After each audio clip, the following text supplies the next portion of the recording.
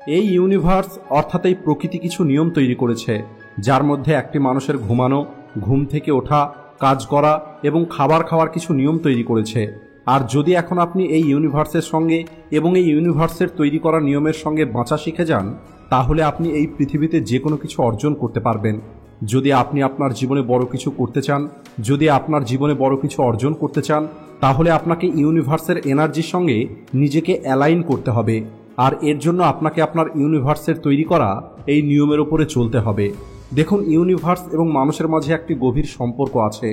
এই দুটো একে অপরের সঙ্গে যুক্ত। আর যত সফল এবং ধনী মানুষ আপনারা দেখবেন, যারা কোনো না কোনো বড় জায়গাতে পৌঁছে গেছে, তারা কোথাও না কোথাও ইউনিভার্সের এই নিয়মগুলোকে ফলো করে।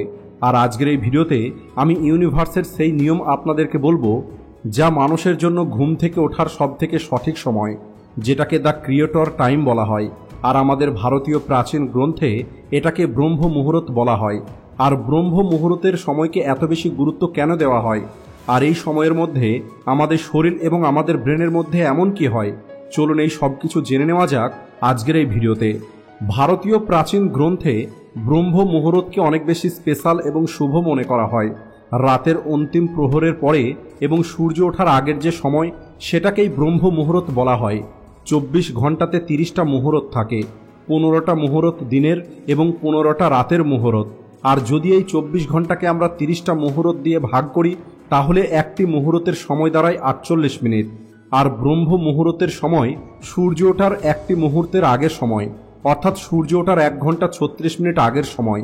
এই ব্রহ্ম মুহূর্তের সময়টা সূর্য ওঠার সময়ের ওপরে নির্ভর করে, অর্থাৎ রাত 3টে থেকে শুরু করে 5:30 পর্যন্ত যে সময়, সেটাকেই ব্রহ্ম মুহূর্ত বলা হয়।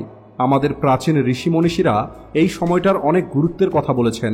ওনাদের মতে এই সময় ঘুম থেকে উঠে পড়ার শ্রেষ্ঠ সময়। এমনটা বলা হয়, ব্রহ্ম মুহূর্তে ঘুম থেকে উঠলে সৌন্দর্য, শক্তি, জ্ঞান, বুদ্ধি এবং সুস্বাস্থ্য অর্জন করা যায়। কিন্তু এর পিছনের বৈজ্ঞানিক ভিত্তি কি? ব্রহ্ম মুহূর্তের সময় এমন কি হয় যা আমাদের শরীরের উপরে এত বেশি প্রভাব ফেলে? দেখুন, আয়ুর্বেদ অনুযায়ী আমাদের শরীর 5টা তত্ত্ব, জল, মাটি, আকাশ, অগ্নি এবং বায়ু দিয়ে তৈরি হয়েছে। আর এই 5টি তত্ত্ব দিয়েই আমাদের শরীরে 3টি গুরুত্বপূর্ণ এনার্জি তৈরি হয়, যেটাকে বাত, পিত্ত ও কাফ বলা হয়। আর এটাকে 3 দোষ বলা হয়। আর আয়ুর্বেদ অনুযায়ী রাত্রি 2টো থেকে শুরু করে সকাল 6টা পর্যন্ত এবং দুপুর 2টো থেকে সন্ধে 6টা পর্যন্ত আমাদের শরীরের বাত এনার্জি ডমিনেট হয়। আয়ুর্বেদে এই 3টি দোষের মধ্যে বাতকে মেন দোষ মনে করা হয়। এর কারণ হলো এটা অন্য দুটো দোষকে নিয়ন্ত্রণ করে। বাত আমাদের শরীরের প্রতিটা কোষের মধ্যেই থাকে, বিশেষ করে এটা আমাদের মস্তিষ্কের মধ্যে বেশি পাওয়া যায়। বাত আমাদের শরীর এবং ব্রেনকে এনার্জি দেওয়ার কাজ করে। আমাদের ব্রেনের হরমোন এবং নিউরনের মাঝে এই বাতের খুব গুরুত্বপূর্ণ ভূমিকা আছে। যদি আমাদের শরীরে এই বাতের ব্যালেন্স ঠিক না থাকে, তাহলে মানসিক অসুস্থতার সম্ভাবনা বেড়ে যায়। কিন্তু 2টো থেকে 6টার মধ্যে এই এনার্জি আপনার শরীরে সর্বোচ্চ লেভেলে থাকে। আর এই কারণেই যদি আপনি দিনের অন্য সময়ের পরিবর্তে এই সময়ে কোনো ক্রিয়েটিভ কাজ করেন, তাহলে তার রেজাল্ট পাওয়ার সম্ভাবনাটা অনেক গুণ বেড়ে যাবে। যেমন আয়ুর্বেদে এই 3 রকম দোষের একটি চক্র আছে, একই রকম আর একটি চক্র আছে, যেখানে একটি মানুষের শরীর 24 ঘন্টা এই চক্রে কাজ করে, যেটাকে সার্কেডিয়ান রিদম বলা হয়। আমরা আমাদের প্রতিদিনের জীবনযাত্রা এই ন্যাচারাল সার্কেডিয়ান রিদমের সঙ্গে অ্যালাইন করে আমরা আমাদের শারীরিক কার্য এবং মানসিক কার্য কাস্টমাইজ করতে পারি।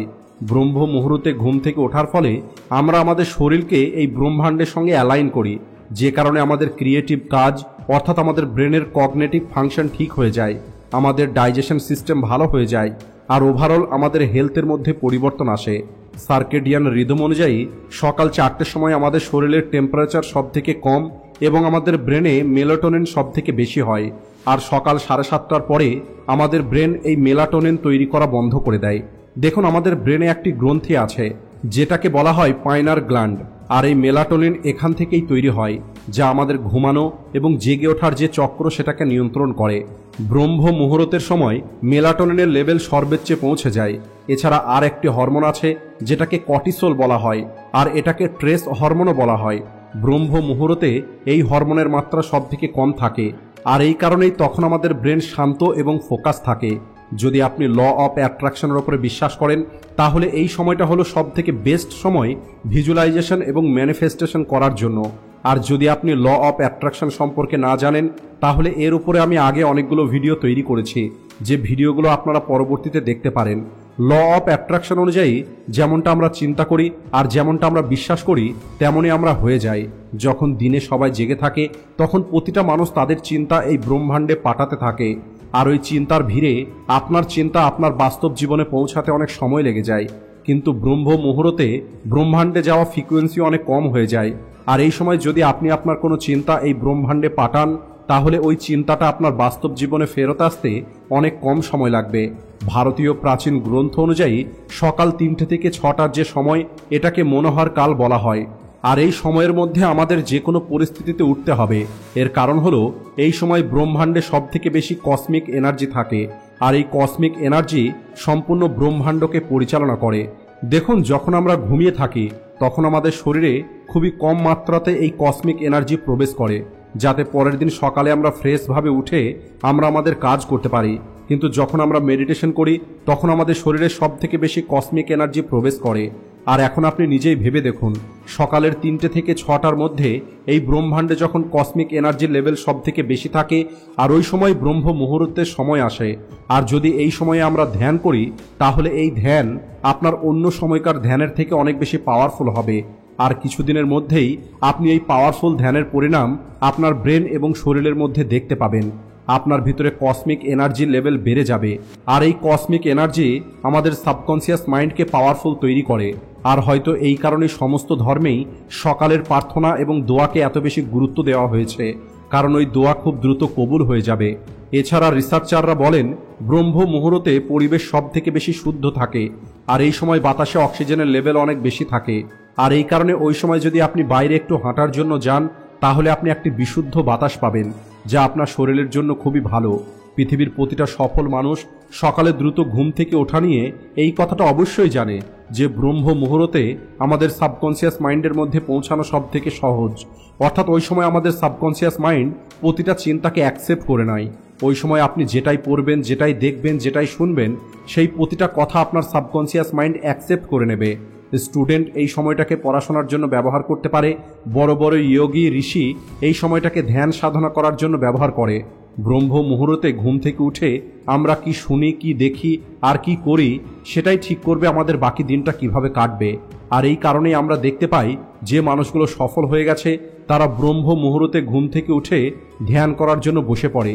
এরপরে তারা পজিটিভ অ্যাফার্মেশন বলে।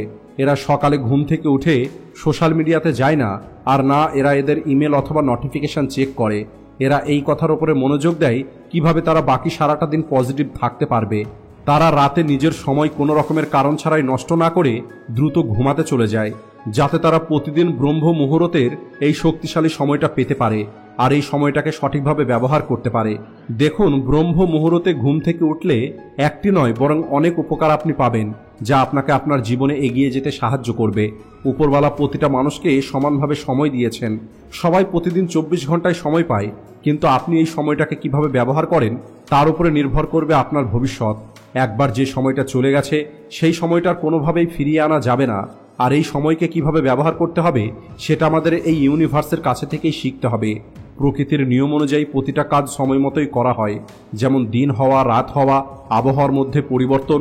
সময় হলো অমূল্য একটি জিনিস, তাই আমাদের জীবনে সময় মতো প্রতিটা কাজ করতে হবে, আর আমাদের এই জীবনটাকে আনন্দের সঙ্গে পার করতে হবে। আর জীবনের সময় মতো প্রতিটা কাজ করতে পারাই হলো সব থেকে বড় উপলব্ধি। আশা করি আজকের এই ভিডিওটি আপনাদের ভালো লেগেছে, তাই ভিডিওটিকে লাইক ও শেয়ার করতে ভুলবেন না। Thanks for watching.